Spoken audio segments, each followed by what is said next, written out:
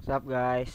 Action Gaming here. So, I'm here to predict Boston Celtics versus the Denver Nuggets. So, ayan, game for tomorrow. Yan, napakaaga, 2 a.m. dito sa Pilipinas. So, ayan, Celtics 42 wins, 18 loss, second in the East. Nuggets 39 wins, 21 loss, second in the West. Sunday, March 2, 2025 at 1 p.m. which Eastern Time, which is 2 a.m. March 3, 25 in Manila. So, TD Garden in Boston. So ayan, Boston yung home court ng Boston tayo dito, guys.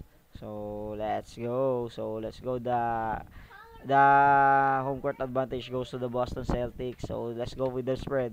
Boston -3, Nuggets +3, over and under 235. So health and availabilities and injuries: Celtics Jaylen Brown questionable, Drew Holiday day to day, Kristaps Porzingis day to day. So for the Nuggets naman, Aaron Gordon questionable, second Najee questionable, Vlatko Kankar out, Peyton Watson out, Darren Holmes out. So ayan. So the momentum: Celtics 7 wins in previous 10 head-to-head encounters. Boston Celtics have lost in back-to-back outing in a recent home game at TD Garden. They were turned over 123-116 by Cleveland Cavaliers. The Celtics won the last matchup between the pair, enjoying a 118-106 triumph when facing the Nuggets at Ball Arena. Celtics have won 7 and lost 3 of their last 10 contests. The Denver Nuggets won their previous game 134-119 against the Pistons.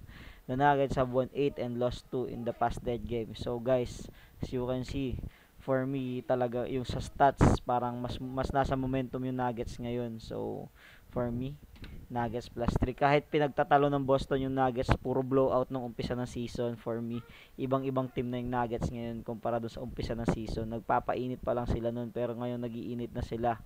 Nakakapaso na, while the Boston, tinalo sila ng Piston, tapos tinalo pa sila ng Cavaliers. Napakalaki na ng lamang. So parang walang clutch, hindi sila clutch ngayon masyado. So tapos yung naalala ko pa previous season, ganun din ang nangyari, pinagtatalo ng Boston yung Nuggets nung start of nung season. Tapos yung after yung All-Star break, talagang nanalo yung Nuggets sa Boston. So for me, Nuggets +3. Again, Nuggets +3. So yung mga sumabay na kayo, pwede ring money line yan. Pero for me, Nuggets +3. Yun lang, guys. So, Bills muna bago bomba kung bubomba kayo. Bills muna talaga. So, ayan, Nuggets +3. Doon tayo, guys. So, stop recording na.